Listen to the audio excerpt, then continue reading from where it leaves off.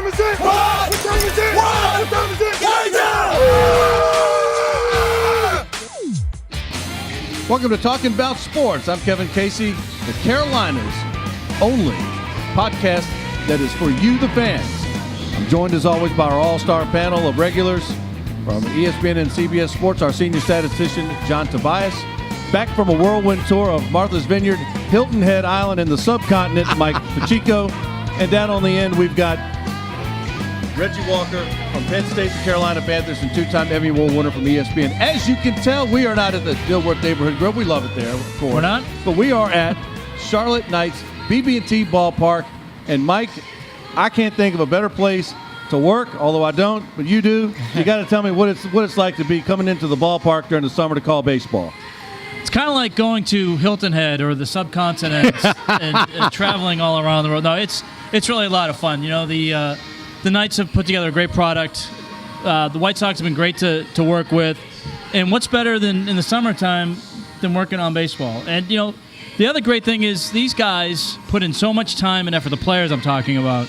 And to see a guy like Yoan Moncada who comes in, works hard every day, and gets to fulfill his dream. Now, he did get a call-up last year with the Red Sox, but you know, this will be his most extended taste of the big league this year. And the ability to see these guys work and get their dreams fulfilled, it's a lot of fun. Yeah, I think the thing that always strikes me, and I think the rest of us don't think about, is these guys are playing at, obviously, a AAA ball club, but they deal with the same rigors that the major league clubs deal with. This team got back here at 3:30 in the morning. They don't fly charter planes like the White Sox do. They don't stay in five-star hotels like the White Sox do. So these guys are forced to perform the same at the highest level without some of the amenities. So I give them even more credit for that. Well, earlier today we had a chance to unveil, and the Knights did it, unveil a new concept, and that's going to be Los Caballeros, and that's going to be the Cowboys. That's going to come up August 18th to the 20th, and it's an effort by the Knights to really embrace and build a bridge to the Latin American community, the Latino community. We're going to have Knights General Manager Rob Egan come in and show us a little bit about what happened today, the uniforms that the Knights unveiled. It's actually undertaken with minor league baseball. This was an effort that's been going on for over a year and a half. Rob's going to give us all the details, but the Knights are one of 4 teams that are going to change their names. Toros is one. Caballeros is the one the Knights are going to wear. And I think it's going to be really exciting. The color scheme looks really great. I think Rob's supposed to be bringing a jersey, so we'll be able to get a look at that. But they look really cool. They're really nice uniforms. And I think it's going to be a nice way to really tip the cap back to the Latin American, the Latino community, and really help kind of bring them involved in the ballpark. And because, you know, a lot of the players, let's be honest, are from Latin America. And I think the thing that makes it even better is that regardless, you still have such a wonderful fan base here, still tops, if I'm not mistaken, in all of America in terms of minor league attendance. Right. Yeah, is that correct? Yes. We need to get Tommy V to get Tito Santana in here for the Caballeros. Maybe we do. We've had him before. Yeah. Come on, where have you been? Well, I'm just saying he needs to come back. That's what I'm saying. You know, you always have at least one Pedro Morales or Hugo Sabinovich, my old announcer in the World Wrestling Council. I noticed that you always have at least one wrestling reference each week without fail. Why not? Tommy V's there. He's a big fan of wrestling. You are a future Hall of Famer, though, right? Well, so's Tommy V and Mike Pacheco. We all are in our own minds. So the Caballeros was unveiled today, and we're going to take a listen about what happened earlier today here at BB&T Ballpark. With upwards of 14% of our population in Charlotte identifying as Hispanic or Latino in ethnicity, Charlotte has one of the fastest growing such populations in the country. As a result, and to even better connect with the Hispanic and Latino communities here in Charlotte, the Knights, in conjunction with minor league baseball, are one of 4 markets announcing, actually at this hour, that they are launching an expanded effort in that regard in August. As part of that effort, the Knights will play as the Charlotte Caballeros. Did I get that right, Otto? I think I screwed that up. Los Caballeros. There we go. Thank you. We are announcing that, and we'll be playing as that name August 18th through the 20th. And you can see the logo backdrop, and then right behind we have our on-field jersey and cap. during the August 18th, 20th games we have here at BB&T Ballpark, fans will notice not only the uniforms that our team will wear, but I think you gave them your approval so far, Reimer? You like these uniforms? Or okay. They'll work? All right. We'll have special concession items as recommended actually by the Puerto Rican Culture Society. Also, public address announcements, player pregame interviews in Spanish on the video board, a festival with live music on Saturday, August 19th of that weekend during our introductory weekend. And that's just a few of the things. So we've got, I know, in discussions with you and in discussions internally, we've got a lot of things planned that should be fun. One of the things right at the end of the 18th through 20th period is those jerseys will be auctioned off and they will benefit Circle de Luz. Circle de Luz is a Charlotte-based nonprofit that is dedicated to mentoring, providing programming, and to offering educational opportunities by way of scholarships for girls and young women of Hispanic and Latino ethnicity in Charlotte. So that was Los Caballeros. That's going to be a lot of fun. That's coming up August 18th through the 20th. Now, if you've been following Knights baseball throughout the season, the story this year has been the prospects. And of those prospects, it's been Yoan Moncada. And he's the guy, Reg, that had a little bit of a taste with the Red Sox last year. He was acquired in the White Sox and Red Sox trade that sent Chris Sale over to Boston. And he's a guy that a lot of people feel is Major League ready. Yeah, I tell you something. For a guy to get that opportunity again, it's always amazing how much they change and understand how to adjust to the game when they get the next opportunity. One of the things I noticed in his opportunities in the big leagues last year, he struck out a lot. And I know he's a guy that, he likes to swing the bat a little bit. There are times where he doesn't make a lot of contact. The thing I noticed in his short time there, in his 4 games, entering Monday, up with the big league club, he's only struck out 1 time. Yeah. So clearly he's understanding. He's probably seeing the baseball obviously a little bit better, and that's what guys at the major league level talk about. They just need to see the baseball. So a lot of times when you're seeing the baseball a little bit better, you're better about making contact and you're not striking out as much. Now this is something that's going to bear out. He had a triple in his second game. His first game he had a walk, but he has a composure about him. And what was interesting, not to make the comparison too much, but when we saw over the weekend in the Open and what Jordan Spieth was able to do, Yoan kind of has that same of confidence. He's not a cocky guy, but he's a guy that knows, and he kind of knows who he is. He knows what his abilities are, and he continues to work on those and get better. And I'm not going to say he's going to be a sure Hall of Famer, but I think he's going to have a really good major league career. There's something to say about this organization. One thing I want to point out is that out of the 70 top prospects, 10 of them are in the White Sox farm system. So that speaks volumes alone, for sure. So hopefully that's a good sign of things to come for this wonderful organization. Well, it's frankly been a youth movement. What the White Sox have done since the winter meetings last year, they had the trade with the National, I almost called them the Senators, the Washington Nationals, that brought in 3 prospects, including 2 pitchers that the Knights currently have on their roster, Lucas Giolito and Ronaldo Lopez. Yeah. And then we mentioned the trade with the Red Sox that brought in some prospects, but there was a trade earlier for Jose Quintana about a week and a half ago that brought 4 prospects. And then the White Sox just recently did a deal with the Yankees.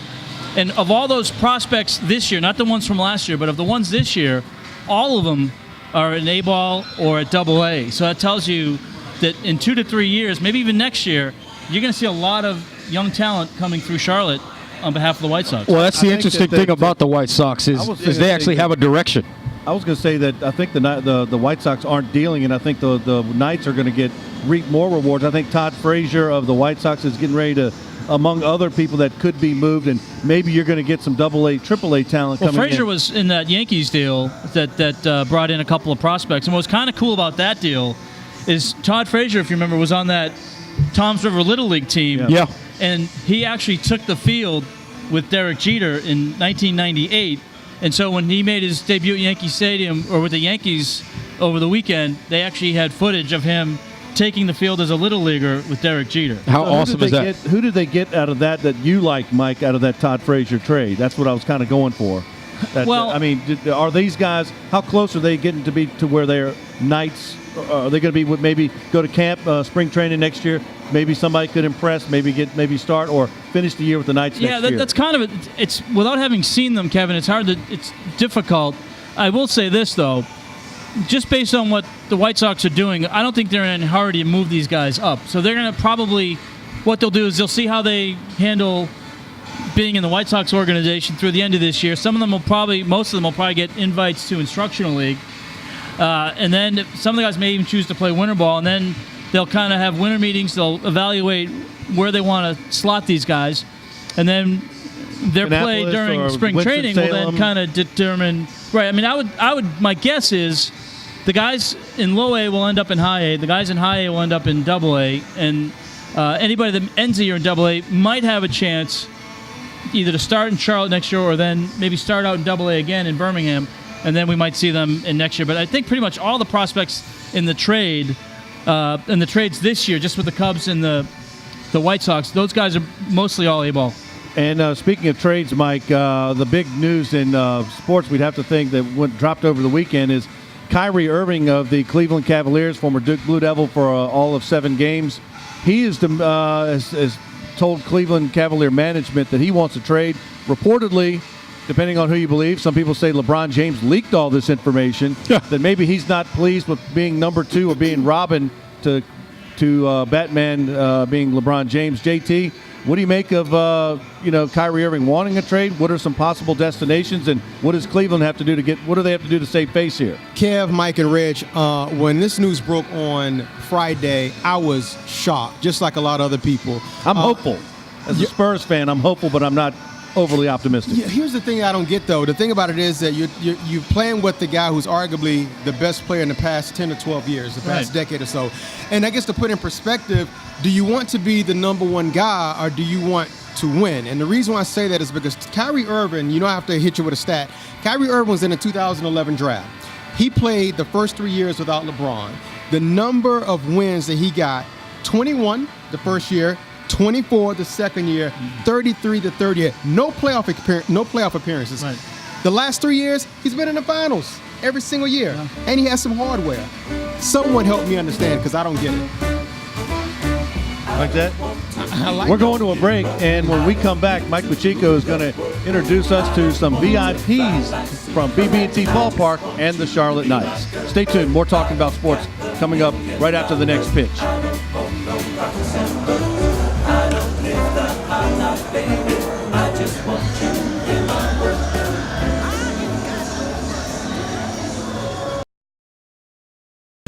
We have solidified our partnership with the Latin American Chamber of Commerce of Charlotte and the Puerto Rican Culture Society of Charlotte, and we'll be doing that before, during, and long after the Caballeros weekend with promotional and community events in which we partner with each of them. We are talking about sports, and we are coming to you from BB&T Ballpark, home of the Charlotte Knights, which had a new name change today, which will be coming up in August. An opportunity to bridge a little bit between the Knights and the Latin American community, and to talk about that and to talk about everything else going on with Knights baseball. We'll bring on the general manager, Rob Egan, in his first season with the Knights. Welcome to Talking About Sports, Rob. Thanks, Mike. Thanks, guys. How you doing? So this was really pretty cool today because, and this is something that's been in the works for about a year and a half, and it's an attempt to really build a bridge and help bring in the Latin American community, and it starts with Los Caballeros. It does. We unveiled our name today, along with these jerseys and our caps, which will be the on-field. And then we have a couple of T-shirts as well that will be available later. But the overriding point of this, Mike, as you mentioned, is we have one of the fastest growing, not just populations in general, but in particular Hispanic Latin American growth in our area. So how do we address that? About 14% of our population is of Hispanic or Latino descent, and so we get about 3 to 4% by our estimates and surveys that come into this ballpark. That's a huge gap. And certainly it's something that we need to improve upon. So one of the things that minor league baseball, along with the Knights and 3 other teams today, did was announce that, in fact, we are going to be reaching out, not just changing our name for 3 days, but how do we make an impact and a connection for now, for those 3 games, and long into the future. And the Caballeros will be part of that. Knights have had a tradition, even going back to the old Fort Mill days, of doing theme days, and we just saw recently the Pit Masters, which was a really great event. But throughout the years, we've done stuff that has been involved in charity, like the Pink Knights, and this will also tie into that as well. It will, and as we said, this renaming you're not going to see this as a one and done. It's here for 3 nights in August in 2017, and then you're not going to hear about it again. This is just part of an overall effort that we're making to reach out to the Hispanic community in Charlotte, because frankly, we haven't done a good enough job of that. And I think minor league baseball recognizes that as well, that we haven't and we can do better. So we've partnered with the Latin American Chamber of Commerce of Charlotte, along with the Puerto Rican Cultural Society of Charlotte, and they've really come up with some great ideas to help us to do just that, to form real partnerships, to get out in the community, to help out with charitable and nonprofit endeavors, and then do things in the ballpark as well, yes. But one of the aspects of our August 18th through 20th weekend, when we'll be the Caballeros, is that we're going to auction off these jerseys following the August 20th game, and the proceeds will go to Circle de Luz, which is a nonprofit in Charlotte that is geared to helping Hispanic girls and young women with opportunities, namely through mentoring, through programming, and through educational scholarships. So we're proud to be able to partner up with a group like that that's going to help folks that need it in the community.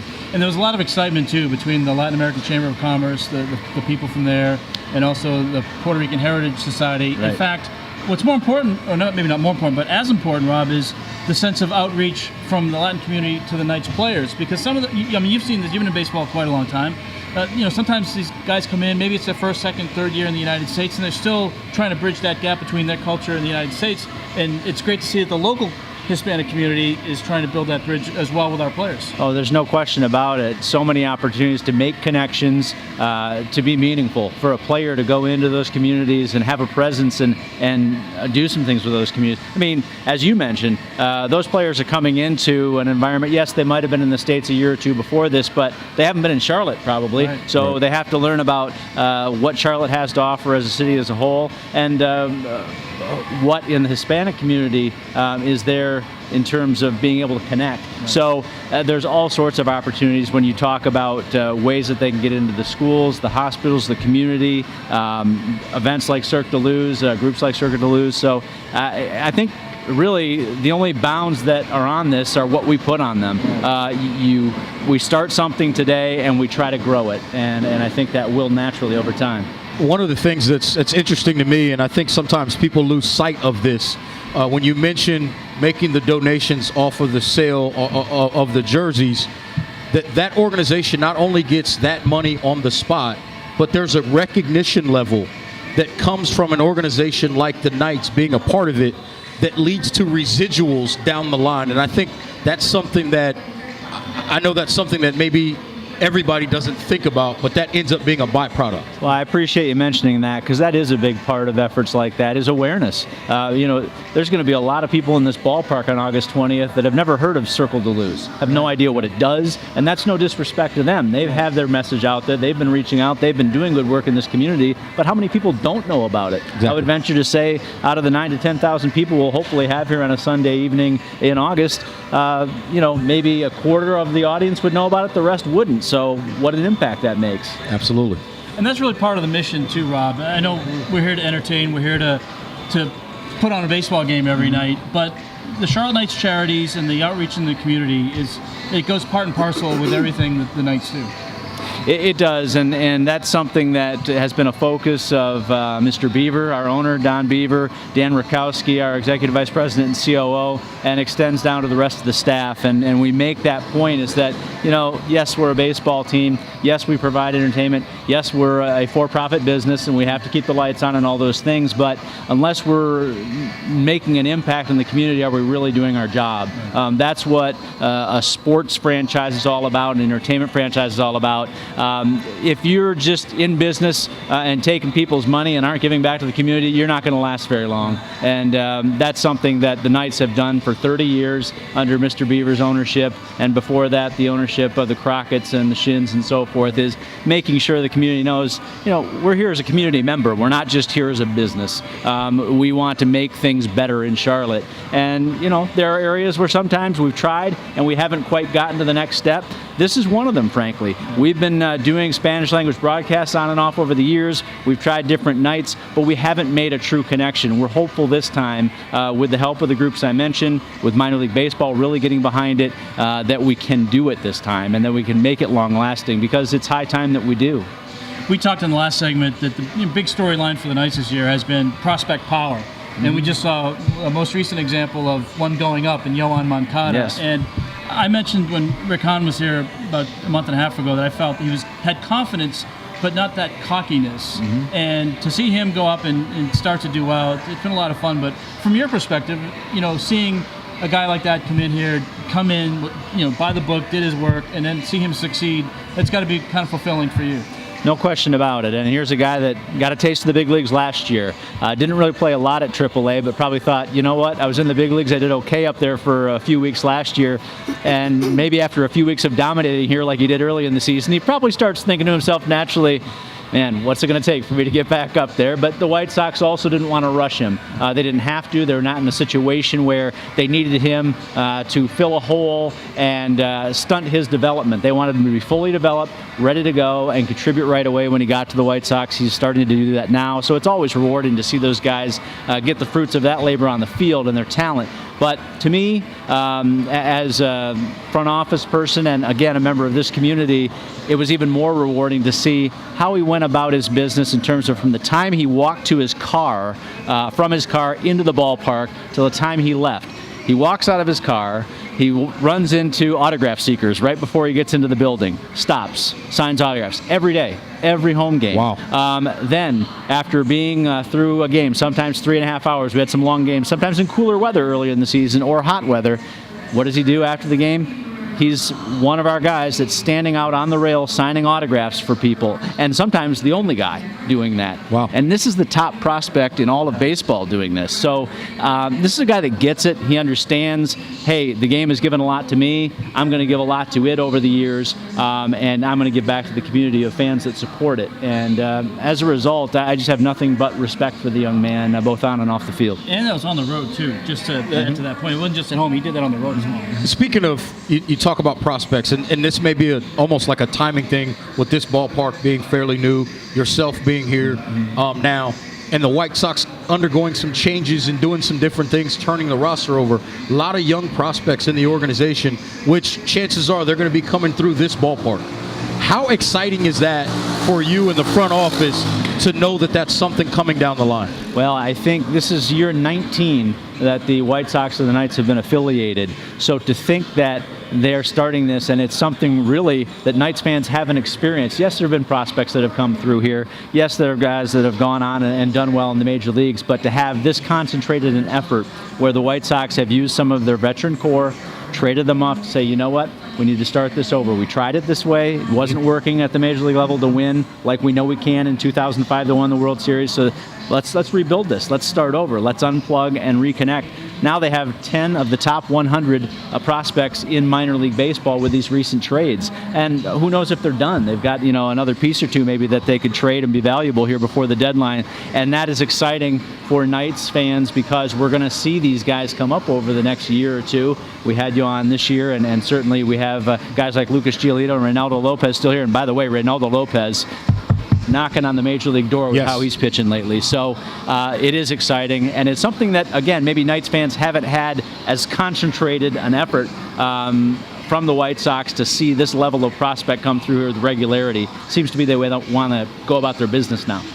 So. I just think that's an exciting thing for this ballpark in this city. Yes, it is. Absolutely. It's always invigorating, and that's no disrespect to a guy that maybe has played some Major League balls back down here trying to catch back on. Those guys are important too, and they're trying just like the others. But to see that young 21, 22, 23-year-old at the AAA level knocking on the Major League door and be not just a fourth outfielder or a utility infielder, but a guy that could be a cornerstone for your franchise, that's what we're talking about here. And that's something that maybe we haven't seen as much of from the White Sox and the Knights in past years. Well, Rob, I want to thank you for allowing us to come here. We've been here several hours. I mean, you walk into this place, it's spotless, the custodial staff, cleaning staff, concessions, even the broadcast crew, despite Mike Pacheco's jakery on a daily basis. Matt Swirad works hard. Tommy V always look forward to his emails every single day. But if you've never been here, you need to get here. Concessions are off the charts. If you haven't been here, we'll take you behind the scenes and tell you what and show you what it's all about. We're taking a night's baseball game here at BB&T Ballpark. 5, 4, 3, 2, 1.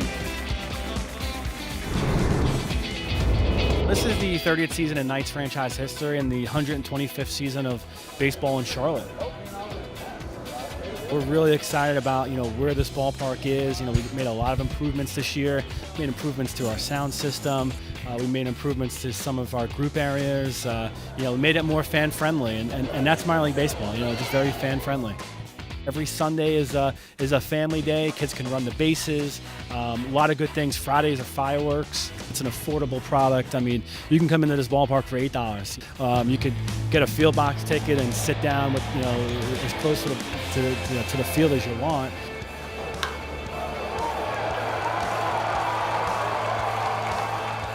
We hear so many great things from the fans that, the skyline view is one of the best in baseball. The food and drinks here, we have an executive chef. We have a Gouda mac and cheese dog. We have some interesting food items that you're not going to get anywhere else. You think about this ballpark overall and from the off-season to the season, there's something going on here almost every night. We hosted the AAA All-Star Game. We hosted the Home Run Derby in years past. We've hosted a national championship here. Those games have sold out for us.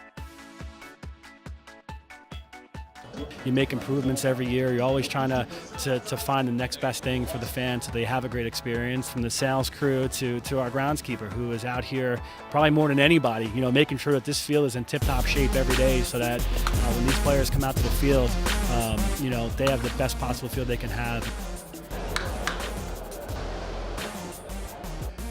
Now with the players we have here, we feel really confident that this is going to be a successful year on the field. Mark Rhodes-Atlantic, first-year manager, but here's a guy, a 15-year Major League veteran, hit .289 at the majors. He's our manager this year, and we're really excited to have him and a really good buzz around this team, this city. A lot of these guys that play for the Knights are going to be in the majors someday, and it's exciting to see. Welcome to Talking About Sports from BB&T Ballpark, home of the Charlotte Knights and the Charlotte Los Caballeros. But it's bright lights and it's hot, and that only means one thing. The Carolina Panthers are getting ready for training camp later this week. And I got to ask a guy who went through training camp with the Carolina Panthers, Reggie, what's it like knowing, hey, in a couple days it's on? Dude, it is. It's actually funny because you go through a gamut of emotions. You're excited because it's time to get the pads popping and get ready for the season.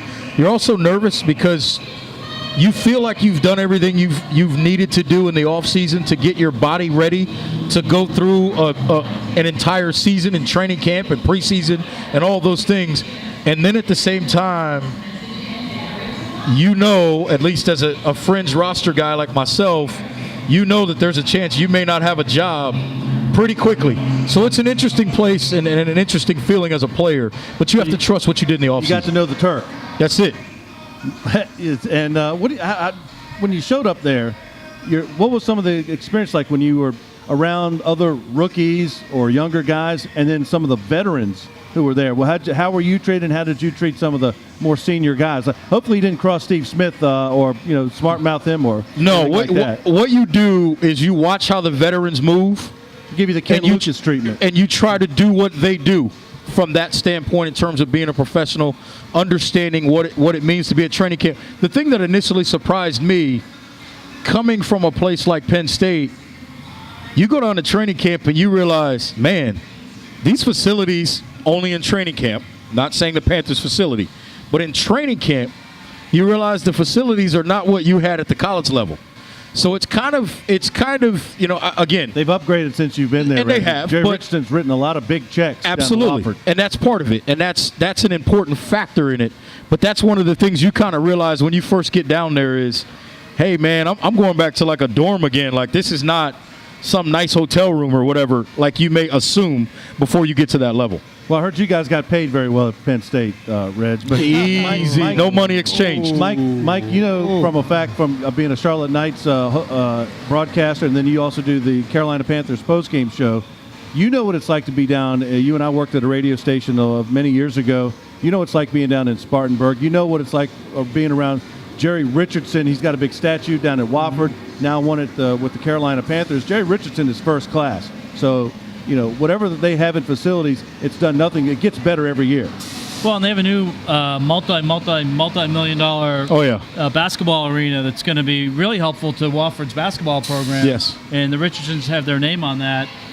But it goes kind of continuation of the support that the family has given to the school. And, of course, I think Mr. Richardson would agree that the school really gave a lot to him, you know, gave him his opportunity to play football. And from there, he was able to play for the Colts. And it was the money he made with the Colts that was the seed money that he was able to get his business started, and that eventually led to becoming part of the Carolina Panthers. So there's a rich tradition, a rich history between the two. But, Reggie, the one thing I wanted to kind of dovetail back to you is the choreography of training camp is just interesting to me. But when you're coming in to your first training camp, what's it like where you were among the best players at the college level, but when you go to the training camp, now you're among guys that all were at the best at their level. What's that transition? The first thing you realize is nothing you did in college matters. Nothing. Those guys don't want to hear, and I wasn't an All-American or anything in college, but even if you are, no one cares. They don't care if you were an All-American. They don't care if you were a guy at the end of the bench. All they want to know is this guy talented enough to help this organization help me, right, as a teammate, win games and keep putting food on the table for my family. And the ironic thing about that is, in a lot of ways in life, I think sometimes we forget that when it's a coworker or whatever. But when you're in especially a football locker room, it's all about, can the next guy help me continue to win games and put food on the table for my family? And that's all you pay attention to when you're in a training camp, when you're building a team.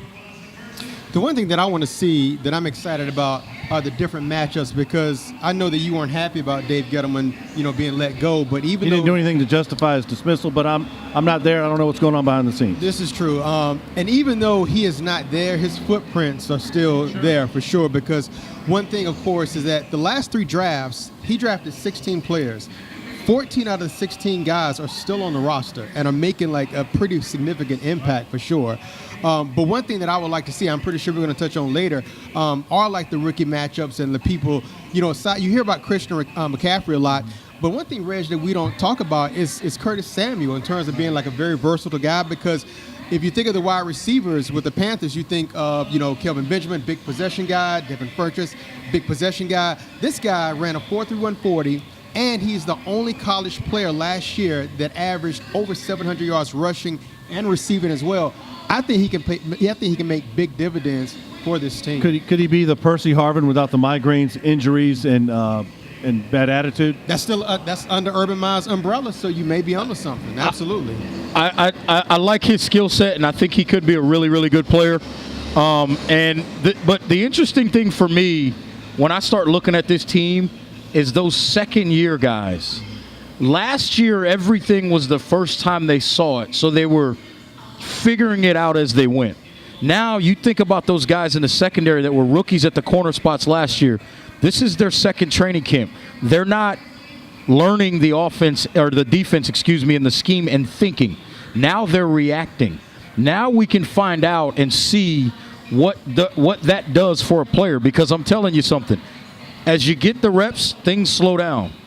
They've gone through an entire preseason or training camp, preseason, regular season. Now that process starts over. Now they're back at the loop. They're much more comfortable, and I expect them to make a lot more plays. I expect to hear a lot of buzz about that defensive secondary. Obviously, you add a guy like Munnerlyn back there as well to kind of help them with their growth. I expect to hear a lot of buzz about what that secondary is doing down there in training camp. And I would add, too, I think the offensive line is going to be a question. Is Darrell Williams ready to be that guy? What about Matt Khalil, coming off an injury? If the Panthers are going to be successful, Cam Newton, they've already talked about the fact they don't want Cam to be running as much, and they don't want maybe have the ball in his hands as much or too long. They want him to be able to, either make a decision, hand the ball off, throw the ball, or do a run himself, which they're okay with. But they just don't want maybe him to shoulder a lot of the load there. Well, they want the ball getting out quicker. Make the quick decisions. Make the handoff. Make the quick read. Make the quick pass, the short pass. Or if they're gonna go deep, and they have the weapons with Curtis Samuels, or deep middle with Greg Olson or Kelvin Benjamin in the somewhat of a mid-range route. They've got the weaponry. Trey Turner just got paid this week, like a 4-year extension, I think in the $60 million or plus range, $65 million, 40-some guaranteed. Mike, they've got to be able to block. I mean, the lookout blocks from last year weren't getting it done, and they only led to shoulder surgery for Cam Newton. Well, the other thing I'd like to see this team do, and this is just from a formational standpoint, I'd love to see situations where you've got Funchess and Benjamin, obviously on opposite sides. You've got Olsen on the field. You've got Samuel in the slot, and you've got McCaffrey. Or, I mean, and listen, it can be Stu in the backfield too. He's a speed guy, and he can do some things as well. But when you spread a defense out like that on a consistent basis, especially if they get in a lot of situations where they're in, 2nd and 5 or less, where you can really open up the playbook, I think that'll do a lot of things for this team if the offensive line can hold up and allow that to be where you can release all those guys out into the pattern and open that thing up. That's going to be a nightmare for defenses. I noticed a theme, too, because how you just mentioned, the term offensive line, and, Mike, how you talked about offensive line. And also, don't forget, Michael Orr is no longer with the team as well. He was blindsided by his termination. I like that wordplay. But one guy that I'm impressed with who the Panthers drafted in the second round was Taylor Morton out of Western Michigan, because the one thing that he adds to that team is versatility. Absolutely. Because he made over 50 starts during his career at right guard and at tackle. So in other words, it lets you know that he can add versatility instead of being plugged in at one position. So I definitely think that he can pay dividends. Whether it's right away, I'm not really sure. Right.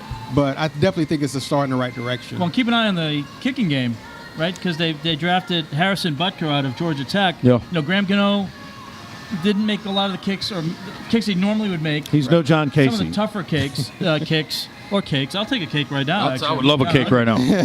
But I think then I look back to the Denver game where people probably felt like the game-winning kick was a kick that when he's in his element he's making. So I think there might be a pretty good competition at the kicker position too. I think it was a solid pick. A lot of people had issues by drafting a kicker in the 7th round, but to your point, he was pretty productive. 71% in terms of his field goal percentage. Last year, he was 8 for 8 in terms of field goals, over 40 yards or more. So I definitely think that he could possibly be, the heir apparent too, like Gano. JT bringing the numbers, baby. And listen, at the end of the day, all good drives end in a kick. And if you're able to knock in field goals from 40-plus yards, that means you're putting at least 3 up when you're getting down the field. This is an offense that has a lot of ability and has a lot of talent. And if they're able to score points on most of their drives, the defense is good enough to close games out and get wins. I mean, we all know the bottom line is if you have less turnovers than the other team, you have more first downs, more total plays, and own time of possession, you're probably going to win the majority of your games. Right. Yeah. And if you score more points than the other team, you're going to win too. I've heard that. So, I mean, but this is what Carolina needs. They need Mike, we saw how many weeks that we sit next to each other. We're seeing how many times we're 3 and out. Right. Or there's a turnover, or or a sack, that's given up. Minnesota came in the second home game and just destroyed Carolina because Carolina the center play was fine, but their guards and tackle were guarding the water and tackling anybody or missing tackles for people who tried to steal the water. What made them so successful in 2015 was not stealing the water, but it was sustained drives. Yes. And sometimes they would score quickly. I mean, they had a couple drives that they scored points, touchdowns in under a minute. But you also had the 5, 6, 7, 8 minute drives when Cam was doing the checkdowns, when they were running the ball and they were keeping the clock going. So I think that's what they want to get back to is it's still ball control. It's just not your grandfather's 3 yards in a cloud of dust and you keep the change rolling. But what about we touched on Samuels and Morton and McCaffrey, but what other rookies are out there that could either make maybe get in the lineup or be valuable special teams contributors? Let me throw one name out. A lot of people don't realize, or maybe they don't talk about enough, is that Mike Tolbert has been an integral part for the Panther organization for a very long time. He's been widely regarded for a long time. Yes, he is in Buffalo now. And in the 6th round, the Panthers drafted a guy from West Georgia named Alex Armour. Ironically, he played on both sides of the ball, which makes him obviously very versatile. But at the same time, those are some big shoes to fill, replacing a guy who was a big bowling ball like Mike Tolbert. Yeah. You know, one name that locally people know about, he played at Independence High School and the Charlotte 49ers, Austin Duke. Very prolific. I knew Austin somewhat. My son went to a camp, a prospect invitation camp at Elon one year before their senior year, and he's in the line with us, and we got to know him a little bit. A great guy. We're all lining up for the kids are lining up for their 40s. Austin Duke strips down to what looks like just like some biking shorts, socks and cleats, and nothing else. The dude was ripped, looked like Rick Rude. He was so cut, and he goes out there and he ripped off a 40 it was under 4.4, and he just rolled, and everybody kind of like were shaking their heads, and I was looking back, and my son's next. I said, "All right, Adam, you're next," and everybody's like, well, how do you top that? I mean, he just blew everyone away. Reg is a guy. He's undrafted. He's going down to camp. He's going to try to get some kind of a job, whether it be practice squad, maybe make a special teams contribution. What kind of advice would you give a local guy like Austin Duke? Be versatile, be willing, and what I mean by versatile and willing is don't be afraid to get out there on special teams. Well, don't be afraid to. That's what he has to make his thing. He's a wide receiver at Charlotte, but he also knows he can run back kicks and punts and maybe be a gunner. But be a gunner. Be a gunner. Don't be afraid to learn how to play in the slot. You got to learn all those things that could be, because when you're that fringe guy, what happens is an injury can elevate you into the game, but you don't want to have to move other guys around because you can't do certain things. And that's important. So for a young guy like that, you have to show them that you understand the mechanics of all of the position. You whether can't it's just be as a T-shirt All-American, as you've pointed out, the guys who run around in their T-shirts with no contact, thinking they're going to you got to make the roster. You're going to be like Rod Smart or Gerard Cooper, guys who can contribute on special teams. Well, contribute on special teams, but the other piece of it is don't be the guy that's the best the first 3 days, and then as soon as the pads come on, you don't make any more plays. That's the epitome of a T-shirt All-American. Because it's real easy to run around and make plays when nobody can hit you. But all of a sudden, when they can hit you, and you're a defensive back or a linebacker, Steve Smith could hit you, didn't matter when. Getting there every time on the blitz with no pads on, then we put the pads on and you never show up in the backfield, that's a T-shirt All-American. You better be able to make those plays with pads on or without pads on. And I'll give you two more names. Two guys that will be productive on this defense as young players. Corn Elder, 5th-round pick out of Miami. Very physical defensive back, a lot of skills. A lot of people don't remember he's the guy that actually was a part of the whole Miami crazy play against Duke, running that field goal back at the end of the game there. And then another guy is Deshaun Hall. Very productive defensive lineman. Didn't get a lot of attention because he played next to Myles Garrett. I actually think from a projection standpoint, I think he's going to be a really, really good player in the NFL, and he's going to be around the league for a long time. He's got a lot of ability. I like that guy, and he's also a guy that could factor into the decision of does Carolina extend Star Lutale's contract, because he's up for this is his last year. He's in the 5th year of the 5th-year rookie contract. They drafted a one last year on the D-line, the guy from Louisiana Tech, Louisiana Monroe. So the guy we're talking about from A&M, this guy, he took the doubles that allowed Myles Garrett to get single blocking on the outside. This kid was a problem every time he put his hand in the dirt on that defensive front. And the other thing I like about him is he's an every down player. Myles Garrett, not to disrespect him in any way, shape, or form, he's a pure pass rusher. He didn't do a lot of great things in the running game. This kid, Deshaun Hall, he can get after the quarterback, but guess what? He can stop the run inside too, and that's important in this division in the NFC South for the Carolina Panthers. Well, if Bruce Smith is sitting here on draft day telling him he's got holes in his game and he needs to work on a few things, hopefully he listened to Bruce Smith, number one. And hopefully he's going to work here and did the OTAs and listen to him. So, great segment as always. Carolina Panthers here at the BB&T Ballpark, home of the Los Caballeros, for at least next month for a series. Charlotte Knights, obviously. But coming up, we were at an MMA event, the LFA 17. I know it's not the Lingerie Football League. This was the Legacy Fighting Alliance. Kevin Tolbert and I went out there. We took in the brutal action. A lot of local guys. It's a very big MMA community in the Carolinas. We were there. Talking About Sports was there. Therefore, you were there. We're coming right back on Talking About Sports.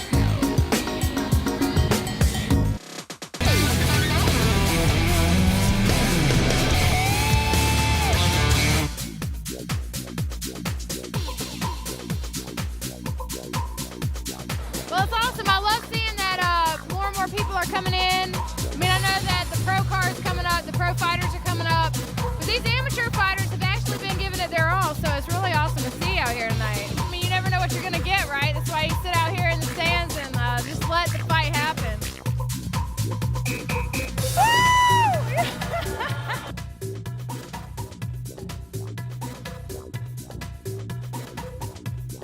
We're here tonight, man, to support GMO. The GMO that Lady Topper is right now training, getting prepared for her next fight, July 30th in Japan, and she's going to fight King Arena. Anywhere that will let me fight, I will fight. Any heavyweight female out there that want a piece of Lady Topper, I'm down. Like, I want to fight, you know? Man, it's a great venue. LFA, national promotion. I'm glad they came out. I was ready to put on a show for them. As you can see, it's amazing. It's an awesome promotion. The lights, cameras, is electrifying, like you said. It's a market that we haven't been to. We wanted to come to the East Coast. We had a partner here, Kenny, and Kenny's been great, and I'm looking forward to this night going really well, and I could see us coming back in 2018 2 or 3 times to this market. But I always tell them, we're the NCAA of mixed martial arts, you know what I mean? It's been great. It's really nice to be here in this building, knowing all the history that's been here, and hopefully we become part of that history. It's unreal, to be honest. You know, in the moment, you don't really know what's going on, and then when everything settles down, you just got people. Like, I got people coming up to me I've never met before, and it's pretty cool, man. That's why I'm here. That's why I do it. I'm hoping LFA picks me up because I'm ready to go whenever. It was a really good, awesome feeling. You know, to walk where, you know, legends, Gracies, Carols, all sorts of stuff. It's an amazing feeling to come out here, you know, do what you love to do. You know, even as like just an amateur, you go out there, you give it your all, give it your best. This is the time where we learn, we experiment, we do what we do. This place means a lot to me. My brother fought here, I fought here, I've had several of my students fight here. But the number one thing why I love fighting here is because Hoist Gracie fought here. I think it is the completion that makes me happy of what I wanted in the 90s when I started doing jiu-jitsu here. And I was going to Brazil and bringing it back. And then now seeing it develop this far, it's showing that there's something here that, hey, take notice of us. Welcome to Talking About Sports here at BB&T Ballpark, home of the Charlotte Knights, and next month for a weekend homestand, the Charlotte Los Caballeros. But we'll be back at the Dilworth Neighborhood Grill next week, so you definitely want to stay tuned to that and every show. Now, over the weekend, Kevin Tolbert and I took in LFA 17 at the Grady Cole Center. Just a tremendous night of MMA action. You just saw pieces from my good friend Lady Tappa, one of the most exciting female prospects out there. She's fighting in Japan for the Ryzen promotion. She's also appeared in Impact Wrestling, and a lot of things, exciting things coming up from her. CEO of LFA, Ed Soares, was on hand, and he had some very good words to tell you about it. And I've told the guys here off the break, a lot of guys that go through the LFA get called up to Bellator and to the UFC. We also heard from my good friend Joe Hurst of Joe Hurst Jiu-Jitsu and Meridian Martial Arts Academy in Statesville, and he is the guy that really much, if you look back 20 years, started a lot of the jiu-jitsu programs that have now evolved into the pro MMA in the area. Guys, a lot of excitement from the LFA, and as Ed Soares said, this is a good market. He likes Charlotte. He likes the Carolinas in general. That he can foresee more pro MMA coming to the Carolinas and in particular to Charlotte next year. Well, it's a great market. You know, there's obviously plenty to do here, but there's also kind of untapped areas of entertainment, and I think that's what they're able to tap into. Plus, you know, boxing was very popular here, and you know, I think as boxing maybe, I hate to say wanes, but boxing doesn't hold the popularity it once had. So this is an opportunity for, you know, kind of like the AAA or AA of MMA to kind of have some success here. And I think nationally it doesn't get the credit. Charlotte is such a sports and competition city. I think people lose sight of that. So to have the opportunity to bring this kind of, and as we know, mixed martial arts is such a fast-growing concept, fast-growing thing, to bring that excitement again here for the fans in this city, I think is a smart move. What you said was interesting about boxing and MMA. I actually think that millennials are gravitating more to MMA more so than boxing. They're both great sports, but I think it's more fast-paced. You don't have to wait 12 rounds. It's like either 3 rounds. Championship fights are like 5 rounds. Did you and Kevin get in the octagon ring together? Thankfully, no. Who won that? Yeah, who won that one? Kevin versus Kevin. Who won that? It would have been Kevin Tolbert. I'm retired now. He said remember. he won. The I or the E, baby. The I or the E. There you go. Yeah, the I was in there because he's the guy that's in charge of the podcast. But now we've got also. Well, you mentioned boxing, JT. I've called boxing and MMA. No, not like Ron Crook and Pat Miletich, the LFA announcers, and guys that are, especially Pat Miletich, a Hall of Fame guy. But boxing is, we used to have some fights locally. I called a lot of the local bouts. But Christy Martin is a women's professional boxer. She's a former champion, and now she's promoting fights. And, we were there. Kevin Tolbert, our Ed Bradley, our Lester Holt on the scene. Taking in all the action from Christy Martin. And let's see what KT uncovered from out at Christy Martin's press conference.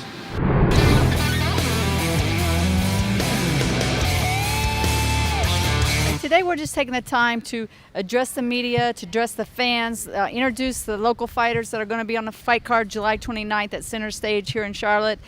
Just really to let them express what they've done in preparing for the fight and how they see Saturday night evolving. First off, when I first got the call that I would be the main event, I was taken back by it, but I really I appreciate the opportunity to fight in my city in Charlotte as the main event. I mean, that's awesome, and I'm 4-0. This is my 5th fight. So to get an opportunity like this, I mean, it's awesome. Words can't explain it. Well, the pressure in the Latino world of boxing means that you go in there and win. There's nothing that's gonna stop you from winning, and you go in there and just knowing that it's mano a mano. It's you or him, and basically, if you're Mexican and fighting any other heritage or culture, that the Mexican wins in boxing. But it's not always like that. But yeah, my boxing style is like that, But I've learned, to box a little bit more, take less punishment. So in the end of the round, say we do go all the distance, I come out victorious, so I can fight another day. They feed off each other. I'm only as good as what they give me. It's a family here, and they got each other's back. They'll get on each other's case when they're not working out. I'm sitting there, I'm putting in the time with everybody. We're getting everything done, but these guys hold each other accountable as well.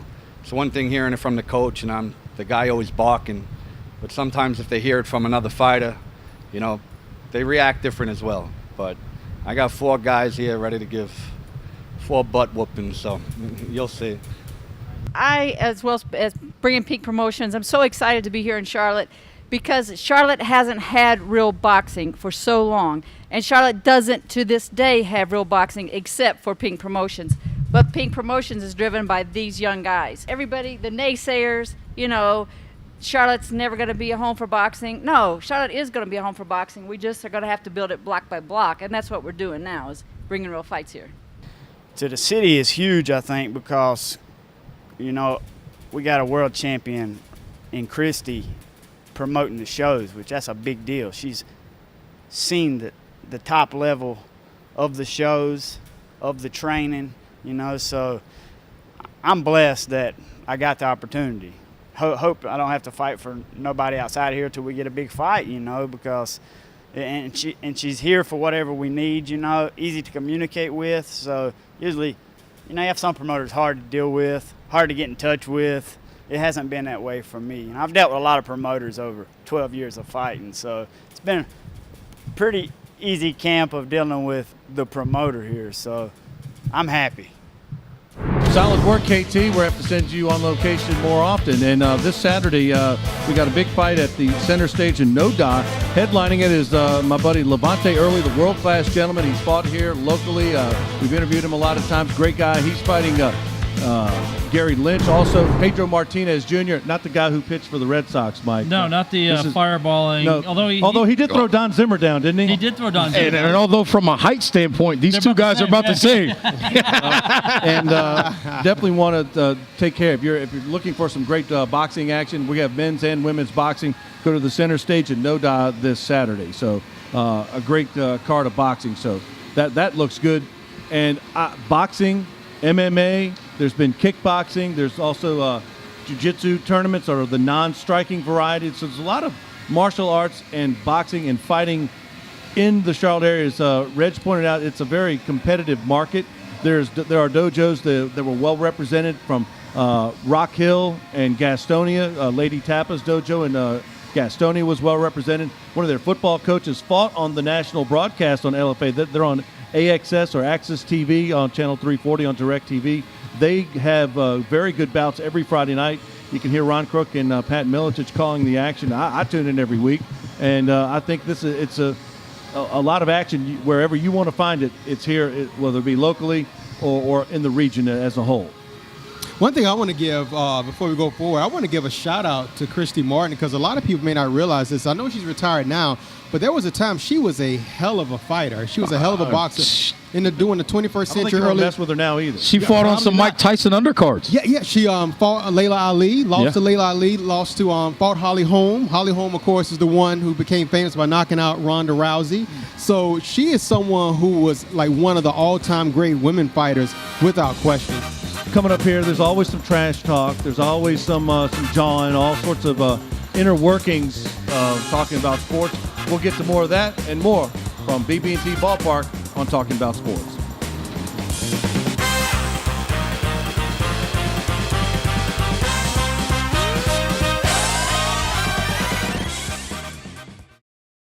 We're in the bottom of the home half of the last inning here anyway, but we had some fun out at Top Golf last week. Sorry you weren't there, Mike. You were down at the Subcontinent. I was in the Subcontinent. But I know you're good. I do know you're a good golfer. I've played with you when I've ridden in a cart before, but I did have to go top shelf, high end, and brought in a ringer. My man Randy Joyner of Tour Techniques, who's the pro out at Valentine, so we definitely had a good time with that. All right, we're about ready to get our skills challenge underway. John Tobias has his flip-flops. I'm ready to go.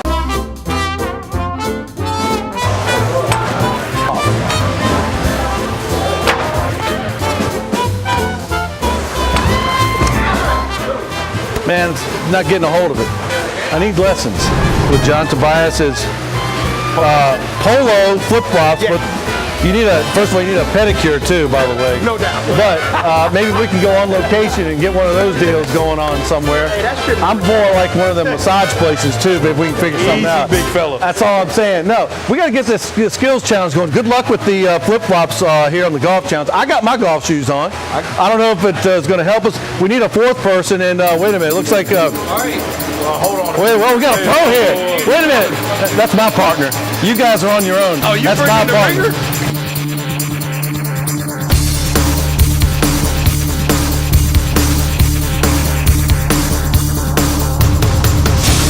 Well, you know, host has its privileges. It's like American Express around here. Never leave home without it.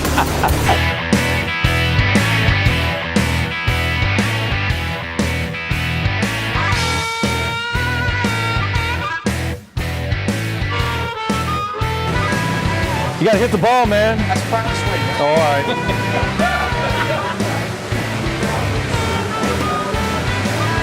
Strike one. And there's a ground rule double.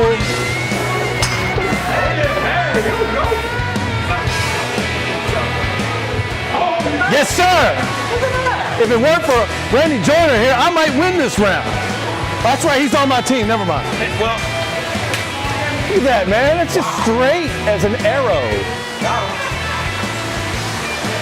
It's in there.